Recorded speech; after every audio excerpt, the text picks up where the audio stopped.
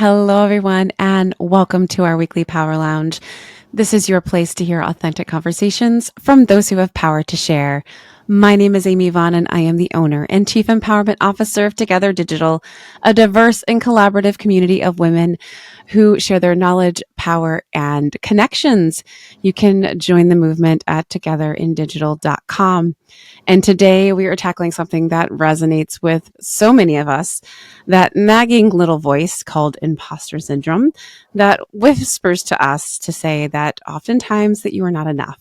And I could not be more excited to introduce to you our guest today, Diamond Drip, who is here to show all of us how you can turn that voice down or shut it down in most cases, let's hope, right?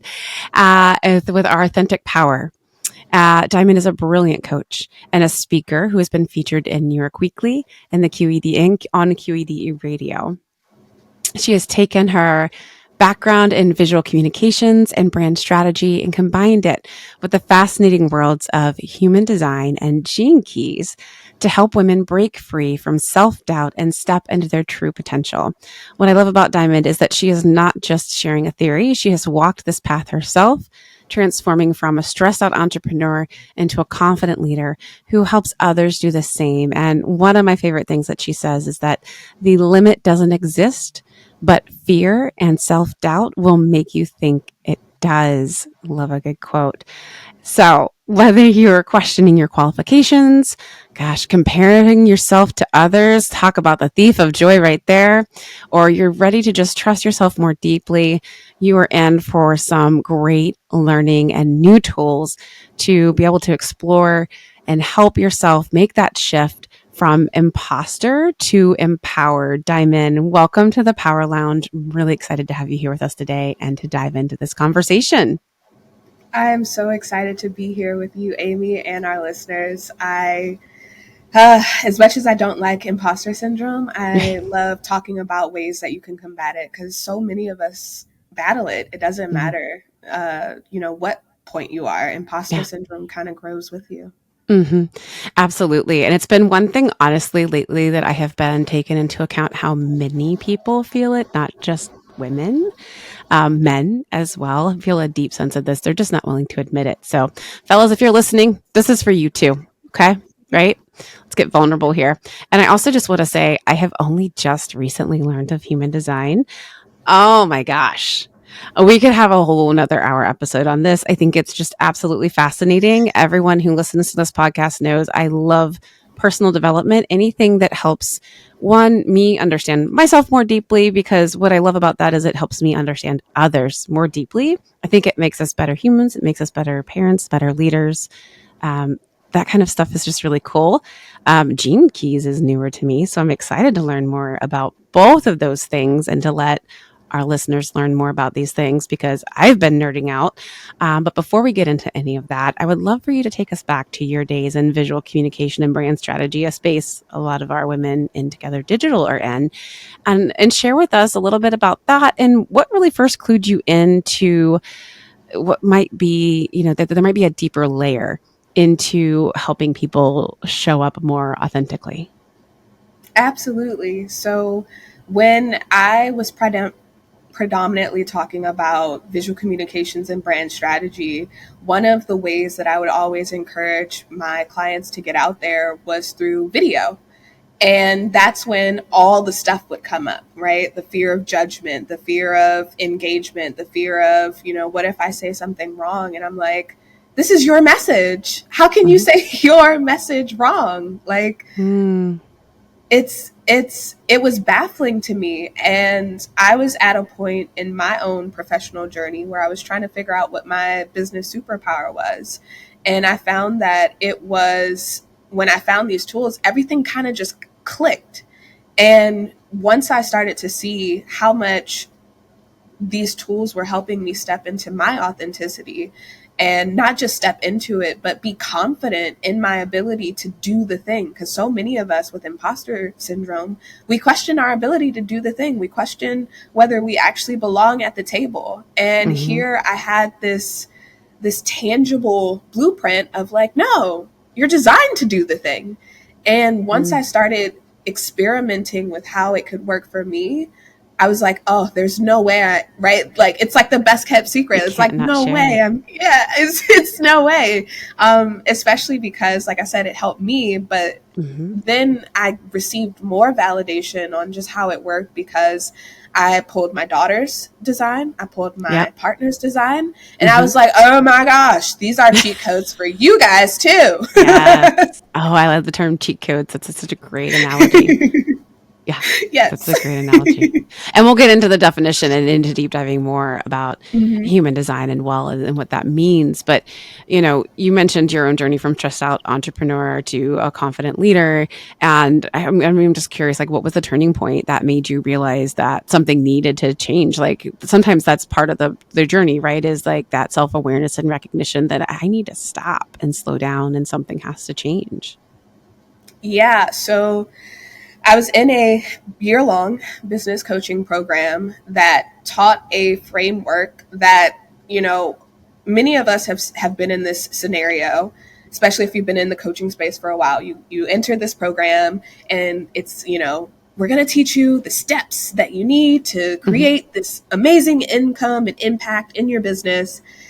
And, I'm doing the things, I'm seeing other people have success, and I'm not having success. And I'm like, how is that possible? Like, especially coming from a background where external validation was something that, I related or equated to my success. And so I was always a straight A student. And I'm like, I'm doing all the stuff that would get me a straight A in executing these frameworks, and somehow something is misaligned.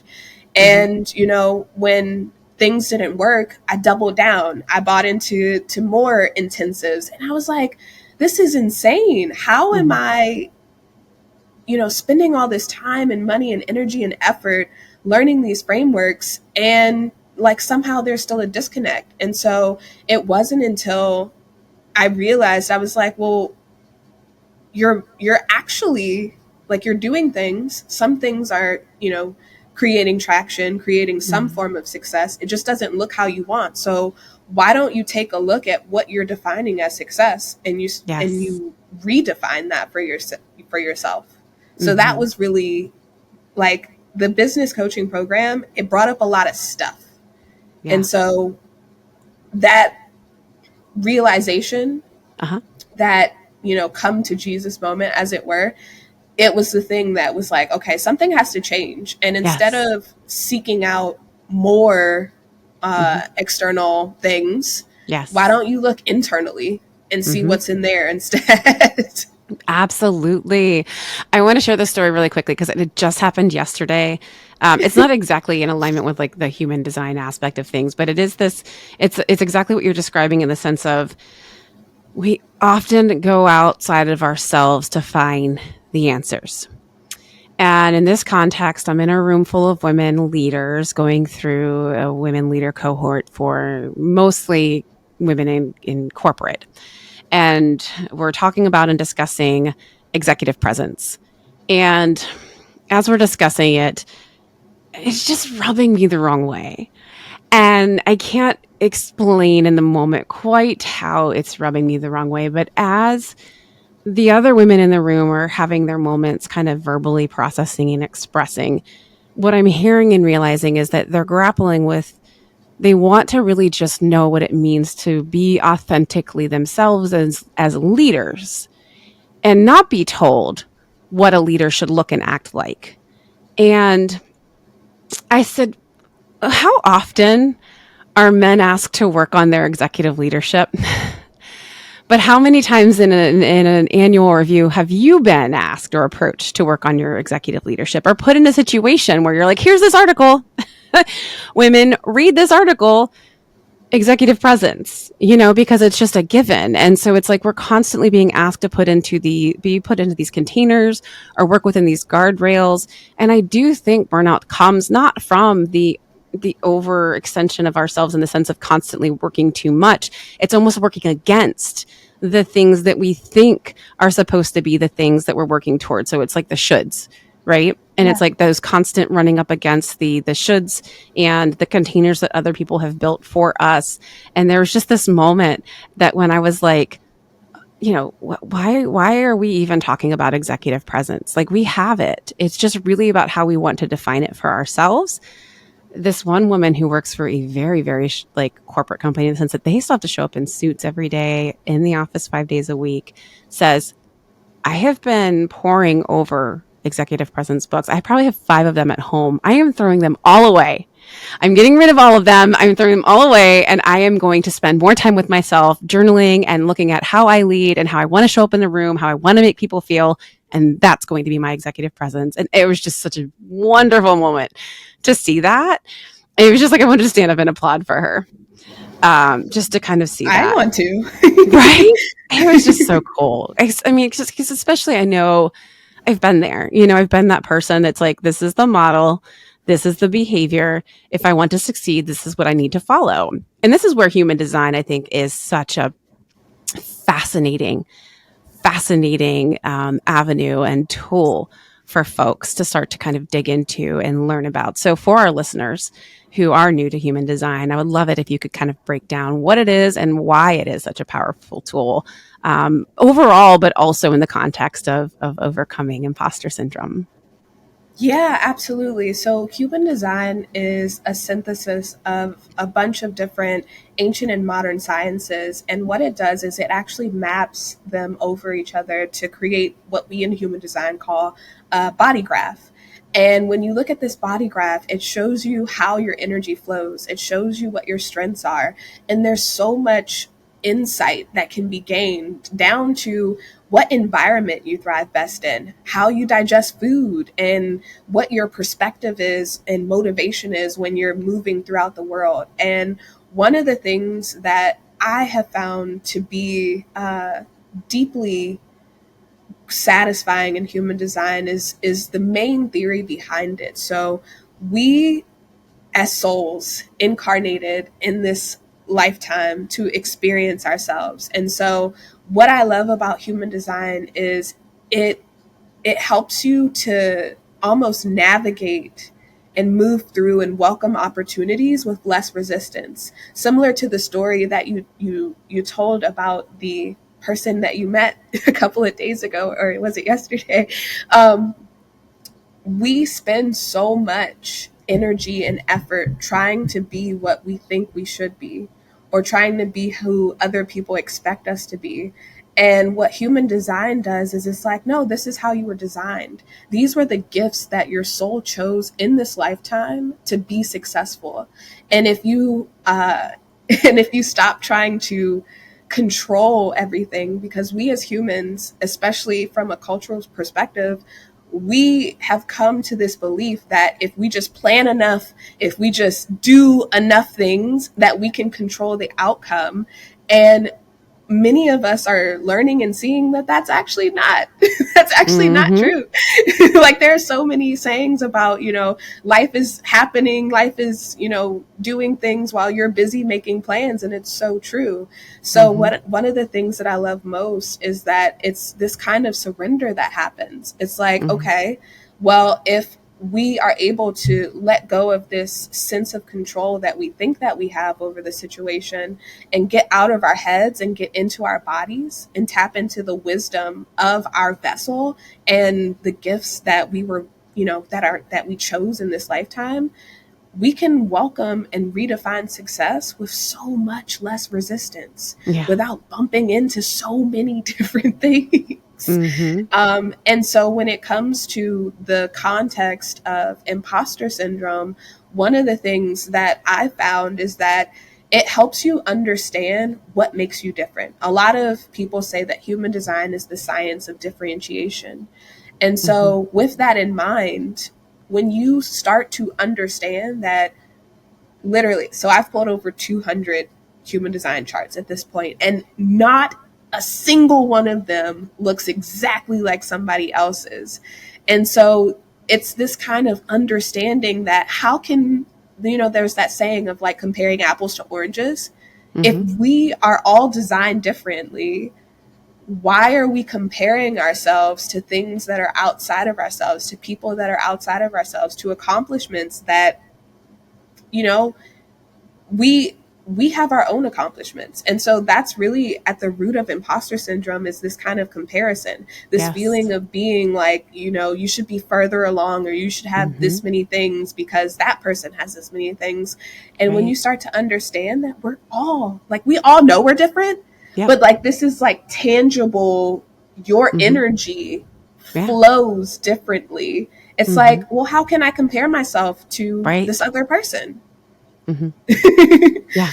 Yeah. It's like looking at two different cars. It's like having like a tiny little fuel efficient electric car versus like a Ferrari. Mm-hmm. And saying they're going to get to the same place at the same time in the same way. It's just, it's not, there's no comparison. And then when you take comparison out of the equation, yeah, there's a lot less suffering.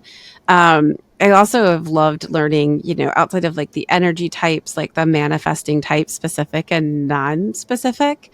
The ways in which you are meant to manifest. I have two friends that are both restaurateurs, both about to open up a restaurant. Actually, one who has and one who is working on it. And the one who already has is just, it's been rough, physically, mentally, emotionally, and worry about her in the sense of like all that she has been through to get this place open, and she has just been planning every moment of every day for the last more than 6 months. It's been a year and 6 months probably. She works close to 120 hours a week, and you can see it and feel it on her. And the other friend, so very similar type of restaurant, is working on opening it, yet also traveling to like Italy, and had like the whole restaurant flood out 2 weeks before the restaurant was meant to open. And we're getting together, we're having a conversation, and one asks the other, well, what are you going to do? Are you going to do a soft opening? Are you delaying your hard opening? Very specific questions, right? And the other friend's like, yeah, no, I mean, I'll figure it out. So very non-specific. And in that moment, I was like, oh my gosh, I wonder what both of your human design types are like. So I put them into, like, I pull up their charts, right? I know. See, I'm such a nerd about this already. Pull up their charts. And what do you know? One, they're both manifesting generators. So not much of a surprise there. They share some very similar gifts, and they are both non-specific. The first woman that is driving herself into the ground and making herself sick, who is insisting on being so specific, is working so out of alignment. Like, she's getting there, but she's so unwell in the process, you know? While the other one is, she's like, just like she's got a catering business. Everything is like going her way. Sometimes I joke and say that she's like sat on a leprechaun because she's just so damn lucky. Like, so much stuff comes her way. And it's just, she just manifests such great opportunities and business for herself and such a great team. And again, definitely works hard, but it does, like you said, it just comes easy. It seems to come so much easier. And she's so much Ooh. lighter because of it. And it Do you really, I think remember it what is non-specific. Go ahead. What? do you remember what her profile was? Does she have a 2 in there? Let me look. I have them in my app, so yeah, I can tell you really quickly. It's so like, I think they might have even had like the same. They might have even had the same number types. And I do love this. You are right. Like, this whole having and being able to put your people in. So the no, actually, this is interesting. So they have same numbers, but they're oh no, they're both 3 5s. Okay. They're Okay. both 3 5s, and I'm not quite as familiar with like the numbers quite yet. So yeah, yeah. So the reason I asked, and it might even be in one of their, because on both sides there's all those Hmm. numbers next to the planets. So I'm Yeah. wondering if one of those there's a 2 in like the business sphere, because the 2, and this Ah. kind of dives into gene keys a little bit. The 2 is like Okay. known as the dancer. They kind of Okay. dance through life. And so consequently, they question whether or not they belong at the table sometimes, because things just come easy and people Ah. kind of brush them off. Uh-huh. But like it's so visible to see. So I always Yeah. get curious if Yeah, it is fascinating. So like, as they're just having this conversation, I'm like, oh, well, Crystal's clearly non-specific because she's just like, I'm going to roll with this. Like, stuff happens and I'm just going to go with it. And Kristen's like, oh my gosh, everything has to be planned to the nth degree. And then when I pulled up her chart, I was like, oh, wow, like I get that you feel this sense that this is how you have to exist in the world, but your design is saying that you're non-specific. You're working against your design. What would it look like for you to let go a little bit, and maybe Talk let manifest things by letting things just happen? That's really hard for three lines sometimes. So the three Yeah. is like the trial and error, the martyrer. And so with our Mm, conditioning, especially when you think about like going into the restaurant business, there's so much hmm. conditioning around like that's one of like the hardest Yeah. businesses to Oh my start and keep gosh. I have because so so much many respect for those businesses fit, ladies.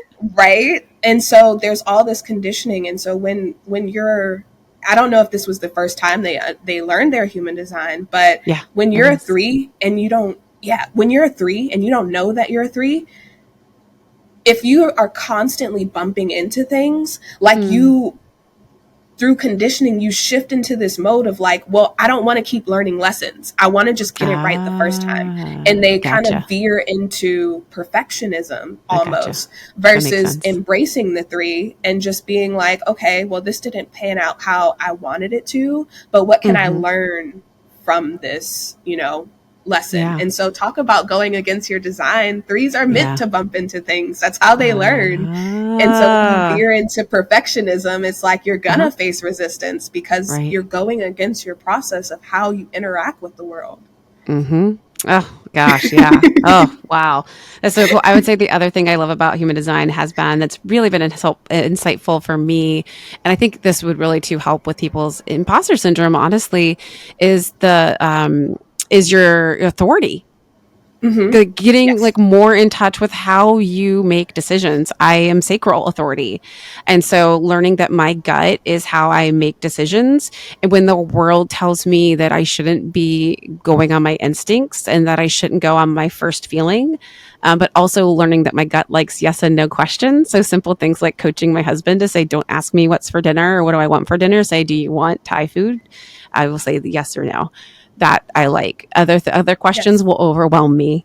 Outside of the decision fatigue alone, just learning and how to coach, friends, family, coworkers, whomever, to sort of appeal towards my sacral authority really does help. But then also just affirming that like my gut is my strongest sense in decision making is great because I can't tell you how many times that is always proven, in my business and work life where it's like, this has always been my first choice. And then people make me doubt it. And then I have to go the long route. And then we always just come back to where I started. And I'm like, come on. Yes. Yes. So learning your authority, I think, is another really, really great. Like you said, it's almost like it's reaffirming, and it helps you get past that imposter syndrome once you kind of understand your design. Yeah, like I would say inner authority is probably, any person you ask, they'd say that your strategy and authority is the most important thing about your human design. Mm, So the more yeah, you can experiment and practice with it. So I love that you're like coaching people around you to be like yes or no questions right. and then actually giving yourself the space to just feel into your body and trust what comes up for you. Yeah, absolutely. And just trying to condition it to be right because there's so much to unlearn because it is hard. Like I think Mm. as women specifically, we're taught to put other people's needs before our own, especially as mothers, which we were just discussing before we got on the call. Both of us with head colds and sinuses, kids, colds, yay! Everybody's needs are put first. So it's like reconditioning that sacral authority is hard. So it does take practice and time. On that note, you've worked with a lot of women leaders, and I was kind of curious, what are some of the most common self-doubt patterns you see on this topic of imposter syndrome, and how does understanding your human design help to start to break them? I feel like we've touched on some of them, but what are some other ones you've seen?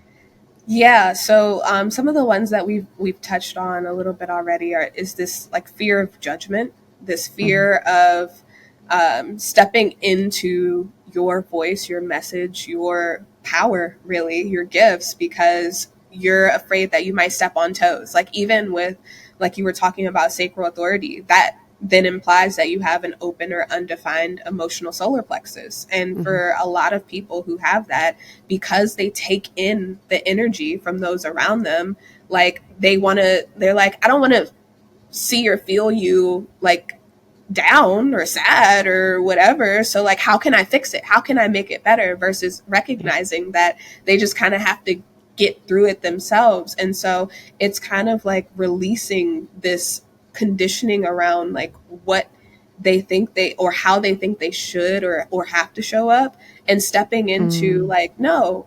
And so one of the things that I found that's been really helpful has been around the incarnation cross piece, which, Mm. this is human design, but this is also where you start bringing in some of the gene keys a little bit. But with the incarnation cross, there's three types. There's a right angle, so those people who are here to have a really personal journey. So they're here to learn how to operate, they're here to heal themselves. And then, if they so choose, they can then share that information with other people so that they can heal themselves as well. If you're a left angle, then you came here and you've got some karma from a past lifetime that you're actually here to clean up. So you're here to have a really transpersonal journey. You need people in your life to help remind you of your purpose, to help remind you of your why. And then you have juxtaposition, which is like a fixed fate. And so even at that base level, it's this again, and I'll probably keep saying it depending on the questions. It's the surrender of like, okay, Yeah. well, if I'm here to have this, I'll say, most. I learned recently that most people are actually right angle crosses, so they're here to Interesting. have this really. Yeah, I was like, oh, I thought most of us were left angles. Okay, Yeah. but I guess just the people that I attract are left angles because I'm I like, was I going to say I'm left don't angle. I just know. looked. Yeah, I'm like, I must, but that's aligned Yeah. because I'm here having this transpersonal journey, Right. and I can have like tips and insights about Mm-hmm. how I'm moving through this transpersonal journey for other Right. left angles. Yep. But it's this kind of surrender of like, okay, well, if I'm, for example, a right angle and I'm here to heal myself, it then becomes empowering to take the time that you need for yourself, to recharge, Yes. to figure out what works for you, and to Mm-hmm. understand that it's not selfish. So many times there's this Yes. conditioning around like, especially like you're saying, like moms, women, working Yeah. moms. It's like, what? You're Mm. taking time for yourself. Like, what about your kids? What about your business? And then it's kind of like the shaming that happens of like, oh, you were doing a spa day. Like, and it's like when you're when you're a right angle, it's like, I'm here to heal myself. And it can be really empowering to, understand why you're here on a soul level, and to Mm. not let the outside noise, cause you to doubt yourself, or to make yourself wrong for doing things that are Yeah. aligned, that feel good for you. Right. Or to shame you into making yourself more available than you really should be Yeah. at the That end of the part too. day. You Yes. know? Because like we've had that healing time and moment, like so. This is great. I'd actually never quite understood or could follow like this whole right angle, left angle thing. So thank you for that. Yes. That's really awesome. It never made a whole lot of sense to me. But then yeah, that brings a lot of clarity to it. But then yeah, also it also helps me understand why why it's like, okay, I could show up and I'm a generator too. So I also can know why it's like I can show up and I can emit and provide and give energy to others and emit energy into the world because I'm not reflecting, I'm not projecting, I'm not, manifesting. Yeah. Those are all different types of energies. And once you all start to get into all of this, I'm also not emotional, which doesn't mean I don't have emotions. We can talk about that too here in a minute if you'd Yeah. like. But um, yeah, it also because of that all this combination plus the left angle, it's just I just have that capacity, right? From a design standpoint. And this really helps me to understand like where I've been with my friends in conversations lately, where it's just I just have like a capacity, a little bit more of a capacity for some things right now. For some things than others because sometimes others just need like more of that time and space. And I think I always want to recognize and respect that. And I think design is another way, like understanding your design and others' design is a really great way to do that.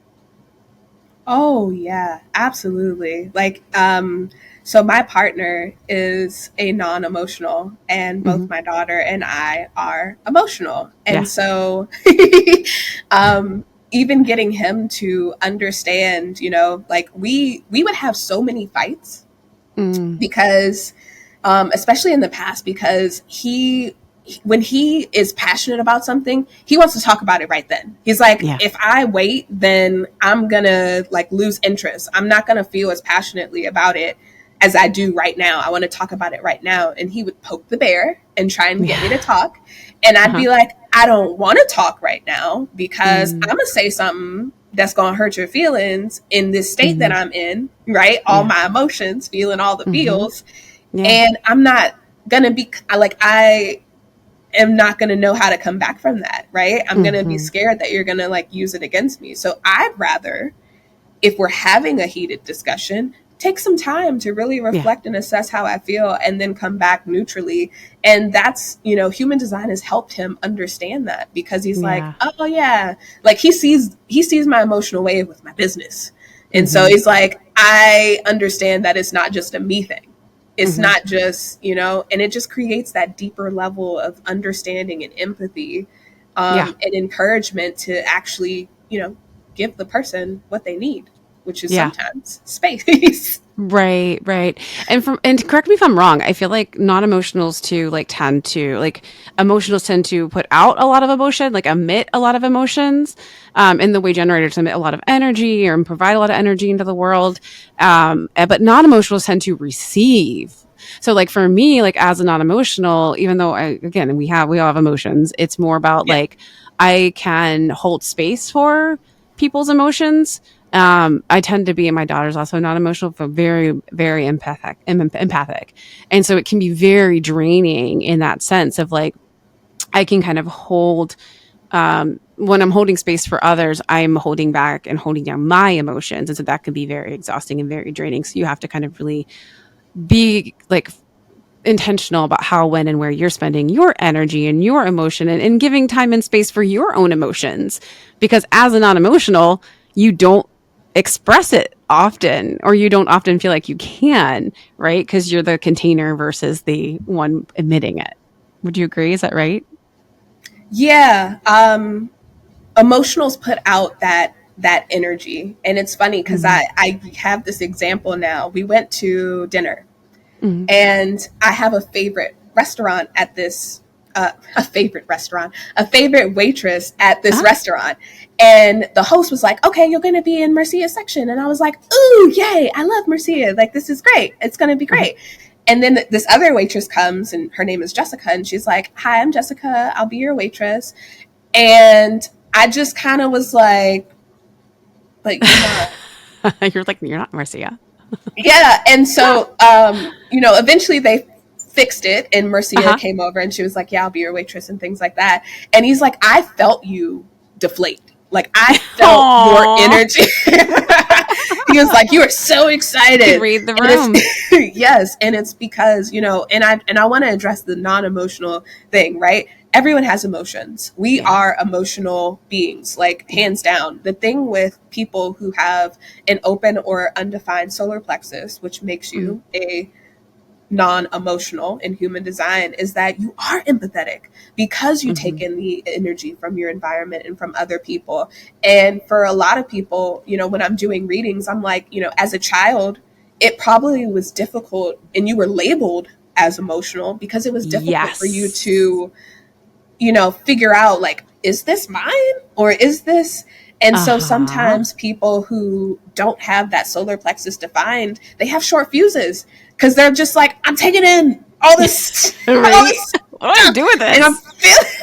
It's gonna spit it feeling. back out at you. Yes, So but you true. guys are very empathetic, which is I'm glad that you have that with Yeah. your with your daughter. Yeah. Yeah. Cause she's even more so like she just picks up on all the energy. I feel like even more so than me. Or maybe maybe even just I've forgotten that part of myself over the years and have conditioned myself for more to take in less. But yeah, no, she feels it all. She feels it all, which is sometimes just hard to see because she's, only 11. It's like, oh, don't do that to Yeah. yourself, you know? But yeah, so we talked a little bit earlier about trusting your gut. I want to come back to that. Hmm. Through human design in this lens, what does that actually mean to practically for some of these different types? Yeah, so I consider trusting your gut to be synonymous with intuition. And so we live in a cultural context where certainty is praised over flow.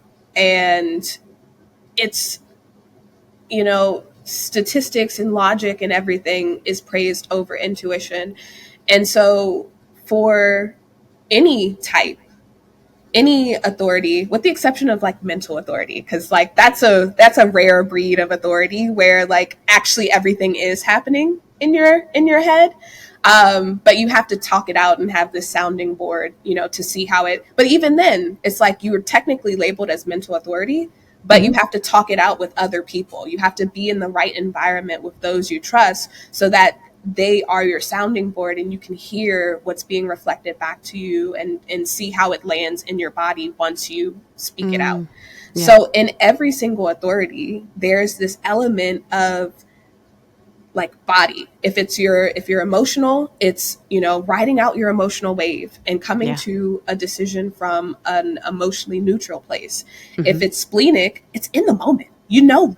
Right then and there. I've heard many people, many splenic projectors talk about this whole body, like, hell yes, that happens. Or like, Mm-hmm. if there's hesitation, it's probably a no or not right now. Yeah. Even for self-projected authority, like they have to talk it out. They have to hear their truth in their aura in order to gain that clarity. And so in all of these, you notice how there's not like, planning or like Right. logic or There's no pros and cons list. there's no right, there's no which way do I do. And so Yeah. it's this return to the wisdom that's actually in the body.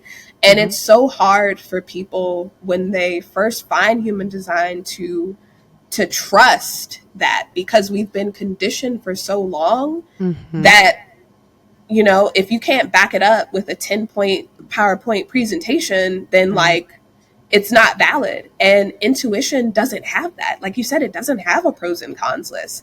You Mm-hmm. feel something or you don't. Yeah. And it's a process Right. of of realigning and learning how to trust the wisdom in the body, but really trust yourself. Yeah. Because this is something like, for me as an emotional authority, Mm-hmm. I was diagnosed with bipolar 2 when I was 14.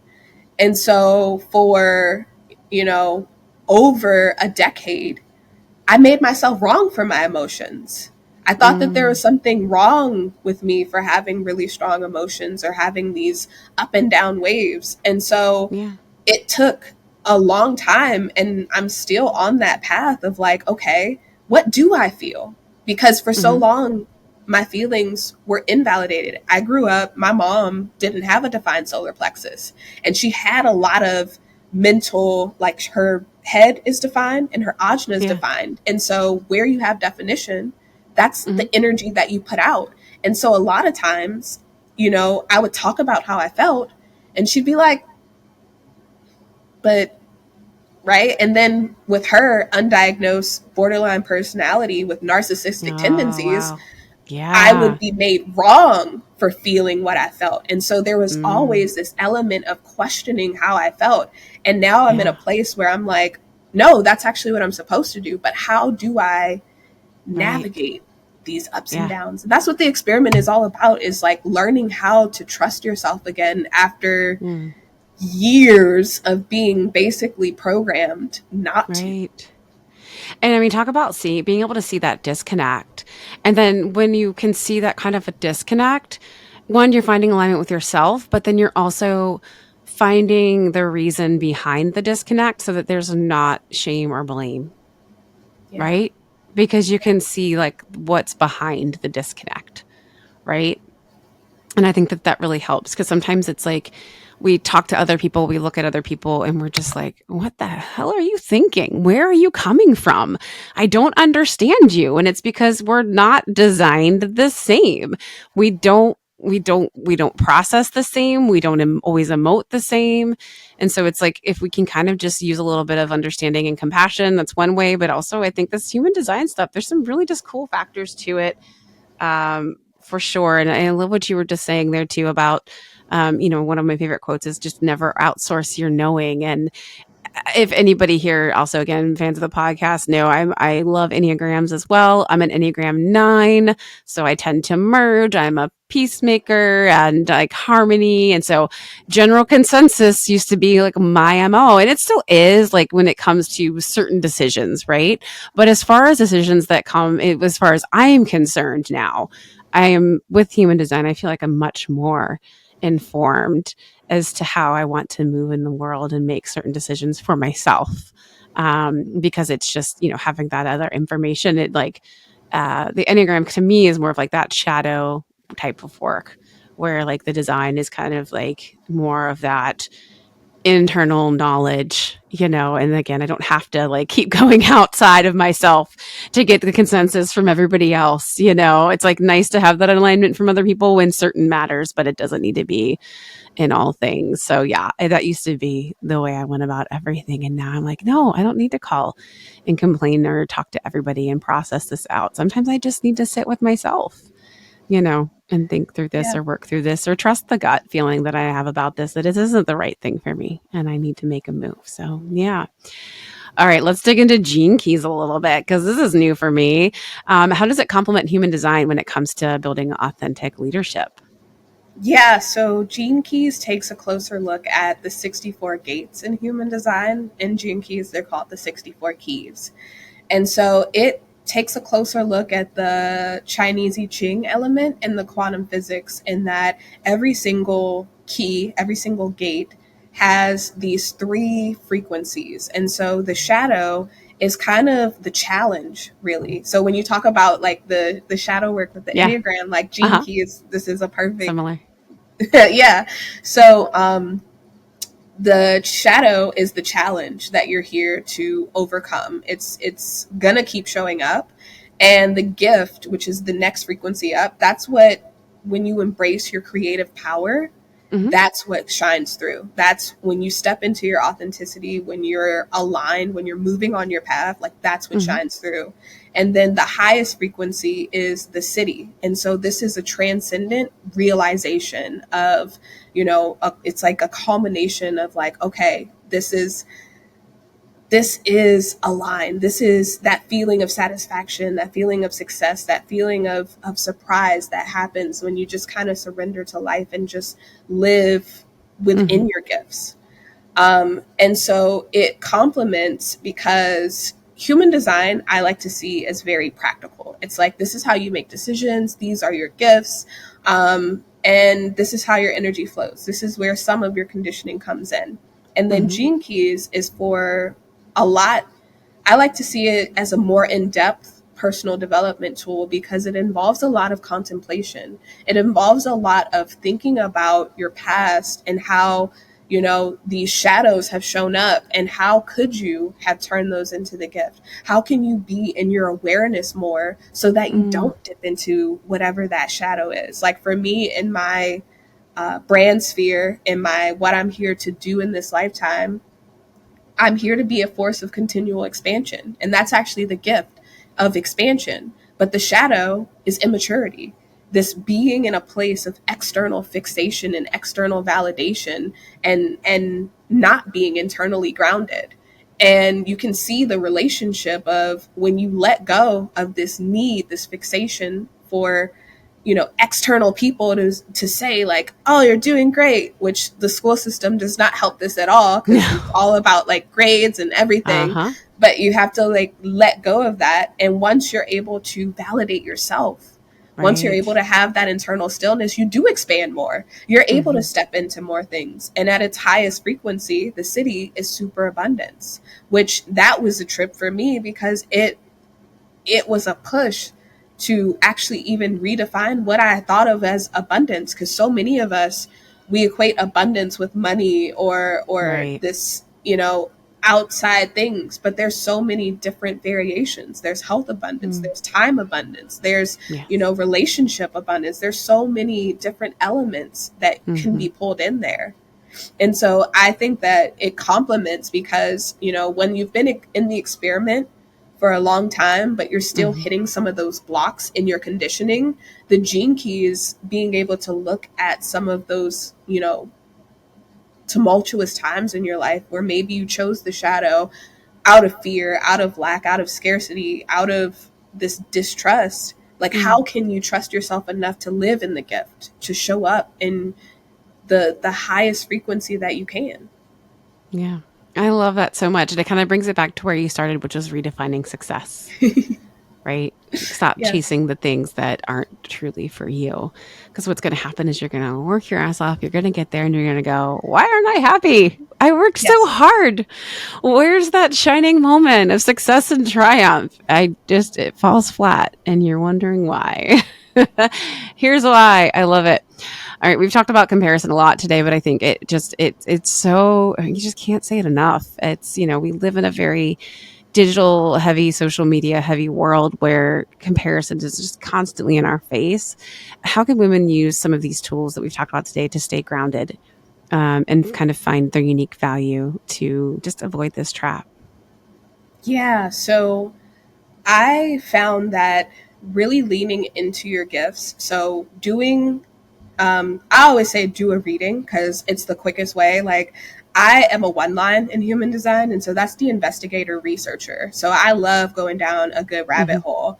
I've watched videos, I've read different books, and so, human design is one of those things that lots of people can go and Google and find different information. But if you really want like practical strategies and tips for your design, I always say grab a reading so you can get that understanding. Because Hmm. once you have an understanding of what you're here to do in this lifetime, like I always start with like the incarnation cross because it Hmm. tells you what you're here to do, what you're here to learn, what deeply fulfills you, and what your purpose is. And once you know and understand what that is for yourself, then other people trying to push you on a different path or make you be something that you're not, you're just like, that's not the way I was designed. That's not in alignment. And you're able to have that validation with these tools of like, I was Yeah. designed this way. This is how my soul chose to show up in this lifetime, how my energy presents itself to those Mm. around me and how I interact with the world. And so it can be really empowering to lean into these tools, and to exit out the outside noise. Like, one of the things that I recently had to do in my business was figure out all of the little things that I was leaning into that was causing me to exert more energy and effort in my business Hmm. than was actually needed at the time. Like, many of us use social media in our business, and there's this kind of unspoken, sometimes spoken rule. I don't know if it's still spoken because I've been in the process of exiting out outside noise. But Yeah.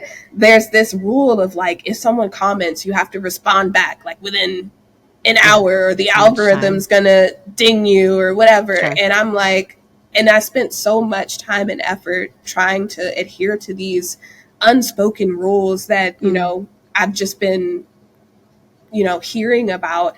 And what I found is that when you actually do what feels right for you, you Hmm. still like you have much more success. And not Hmm. only do you have much more success, you feel better. Like you were Yeah. saying, there's this when you're trying to do all the things that people say that you should do in order to find that joy, to find that fulfillment, Hmm. it's almost like, well, I did the things and I don't have that. So Hmm. Yeah. what what am I not doing? And then you're Hmm. forced to continually get that external Yeah. noise in trying to tell you like, okay, well, you did these things and you Hmm. don't have it. So why don't you do these other things? And then you spend so much time and energy like doing Yeah. things versus like being able to validate yourself, being able to Hmm. say like, this is what feels right in my business, being Right. able to bring those elements out. Hmm. Yeah. And then again, you're not comparing. You're not comparing Yes. and you're not trying the things that aren't going to be working for you. What Yes. would you say is the most surprising insight you discovered about leadership through combining, both your brand strategy and human design? The most surprising thing that I found about leadership with this combination. So many of us, we have a message that sometimes people are scared to share. So we put on these masks of what we think we should be sharing. Mm, And it has been the greatest joy to see the surprise on my client's face when I'm like, well, this is actually in your, like, for example, in your Mercury. This is what's in your Mercury. This is what you're designed to share. Or, mm, this is in your North or South node. And so this is how this has shown up in your life. And this is what you're moving into. And it's actually aligned for you to talk about that. And they're like, oh my gosh, like, I thought people were going to shun me for that. And huh. so just giving them the encouragement of like, no, Yeah. like that's actually, and then seeing the transformation that happens when they start leaning into what it is that's actually Yeah. aligned for them to share. It's like, oh my gosh, I didn't know it could be this easy because we've been conditioned to believe Right. that is hard. It's you Yeah. gotta grind and hustle and do all It's like, the yeah, so it's kind of like helping them. So it's like affirming, right? That internal yeah. voice, not the imposter syndrome, the opposite, right? The authentic, true voice that the imposter syndrome's been speaking over and rudely interrupting for God knows how long, right? And it's like the human design has been able to sort of tap that voice and say, hey, yo, actually, you are the one we're supposed to be listening to and hearing. But social conditioning has been telling us, keep it down, keep it shut. And it is so true. I think, all of this aside, I think it was interesting. I was actually having a conversation with my husband last night when we started this conversation. I said, imposter syndrome is real for both men and women. He left academia and went into the professional world for the first time in his entire life, and it's been different. It's a different world, and he's a researcher, he's introverted, but he wants to be social, he wants to feel connected, he wants to have friends. And I told him, I said, one of the biggest unlocks for me, I think, was really just finding that people want to know the real you. They want to hear your true, authentic voice. And that if you are willing to just open up and share a little bit more and hold back a little bit less, I'm not saying you just need to go out and be like obnoxious and rude and inappropriate. But I think if you just be, what would it look like to be 10% more you, 10% more authentic? Because he's like a wonderful human being with loads of great ideas. So I'm like, I don't know what you're trying to hold back, but like, it's like if you were to just be a little bit more of that, what would that look like? Because I feel like the more, granted, we have such a great safe space here with Together Digital where women can kind of really step into and practice that authentic voice in a space that they don't have to worry about being shamed for, or, having backlash for. So I have that privilege of just having that all the time, and I forget how to act in polite society. So because I'm just used to just being able to talk about all the things. But yeah, not having that privilege, I understand. A lot of us pick up and put on sometimes mini masks in one day. And I just do think a lot of this, so any tool that you can pick up and start to use for self awareness to tap into, find that authentic voice and give yourself permission. When you put that out, people are so afraid it's going to detract, but it really does attract. Like you said, it attracts opportunity, it attracts friendship and connections in ways that you're just going to be so surprised by. Yeah, exactly. Oh, yay. Can you tell? I just love all this stuff so much. All right. We've got some folks listening live as always. So we love having our live listening audience. Before we go into our fun power round of questions, just want to make sure that you all know you can ask questions in the chat. If you have them, all this stuff, you guys are like, some of them you're like, what do you guys, I don't know what's been going on for the last hour, but you've all hung in there. So a couple of questions actually, like I want to make sure that we ask before we go to the power round questions too is, if folks want to learn more about human design, what are some good general resources for them? Yeah, so on my website, they can pull their chart, and I actually send them a cheat sheet that helps them decode their design, as well as a playlist on my YouTube channel, which goes into visual explanations of these different things. Another resource that I have found super helpful, a lot of people know the traditional human design language, but Karen Curry Parker, she actually has language in quantum human design, which actually takes it a step further and talks about, emotional authority as creative authority. And so it's a little bit more empowering, and it brings in some of the Cool. different quantum elements of, inside the Mm. body. So I'd say any of her work is amazing to learn more about human design. Oh, that rabbit hole just got a little bit deeper for me, Diamond. Oh my goodness. All right, we'll be sure to include some of those links for the YouTube channel and your website into our show notes as well. All right. I'm checking let me check the chat to see if we've got anything in there. All right, no questions yet, but all right, we'll hit let me make sure I have the right open live stream chat. There we go. Oh, look at that, Danielle. Thank you so much. She's my Yeah, she's wing awesome. woman today on the and all the resources and the links. Look at her. She's on fire. You're the She is. best. Yeah. Love it. I was in the wrong chat. I was like, I have a sense I'm in the wrong chat. All right, cool. Cool, cool. Fantastic. Sharon was asking what app are we using? Do you have an Yeah. app that you use for any of this? So I know Jenna has her app, the My Human Design app. Most of the time, I just have people download their chart so they can have it as a quick reference. Mine is actually my screensaver. I love it. That's So a I can great always, idea. Quick reference. yeah, I'm like, oh, wait, they're talking about Gate 28. I think I have that. Oh, okay. Now I can really lock in and tune in. That's fantastic. And then Garnell was asking if there's like something about the numbers. What are the numbers? Do you want to Oh, the kind of get into profile. that for just a second? Yeah. Yeah, the profile line. So there are 6 different lines, 12 different Mhm. profiles in human design. And so essentially this goes into how your energy shows up in the world. So the first part of the fraction looking number is how other people see you. It's kind of like, what your aura presents to the world. And then the second part of the fraction is your underlying script of how you interact with the world. So, as we were talking about earlier with the 3-5. So a lot of people probably see these women, if you said they're the same, they see them like Yeah. trying out a bunch of stuff. They see them, Mhm. bumping into things, learning things through that. But the 5 is the solutions person, the Mhm. challenge solver, the save the Yeah. day kind of energy. And Yeah. so they're always going to be looking to fix something. Mhm. And so that's just their underlying script. For me, I'm a 5-1. So other Me people, too. yes, Hey, high five. High one. yes, yes. And I kind of sensed that when you were like, oh, this is gonna take me deeper. And so Yeah. like the 5 is, like I said, we're the solutions people. And so Mhm. people will project onto us that Mhm. that we have something for them The because they can answers. just kind of sense it.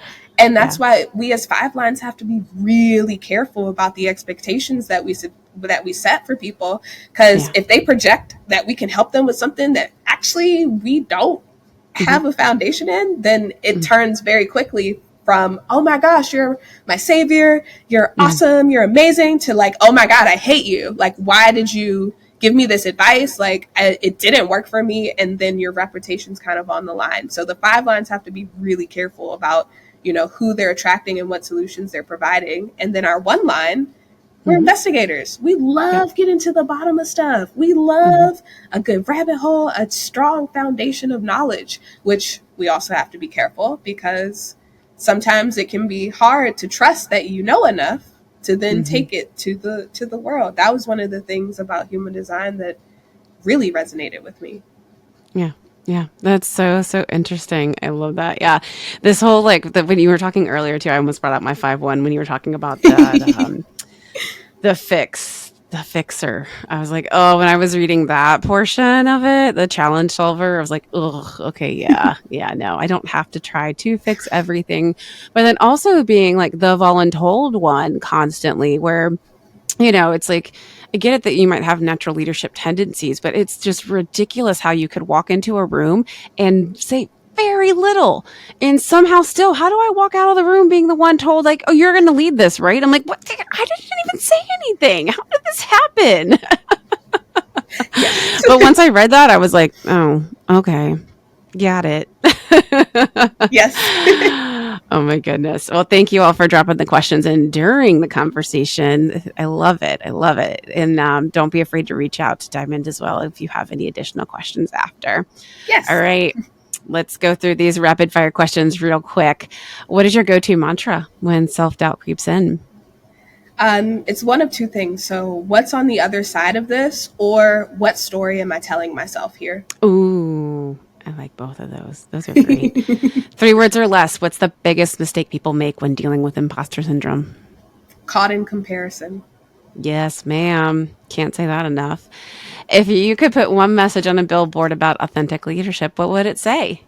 Yeah, so sometimes the bravest thing you can do is trust that inner voice that's saying there's another way. I love it too. All right, last one. Complete the sentence. The moment you'll know you're stepping into your power is when. Without any extra effort other than living your truth and teaching what you've mastered, the universe starts to bring you opportunities that you're excited to take advantage of. Oh, I love it. You're so prepared. I love it. Thank you so much, Diamond. This was wonderful. I hope all of our listeners really enjoyed this. And again, just found one more tool and way to learn more about themselves, feel empowered, and hopefully understand and empower others as well. This is fantastic, Diamond. Thank you so much. Thank you. Of course, of course. And thank you, live listeners. We appreciate you all and our podcast listeners.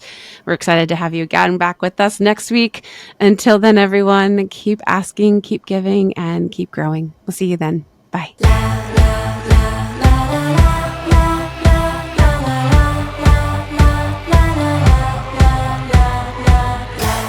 Produced by Heartcast Media.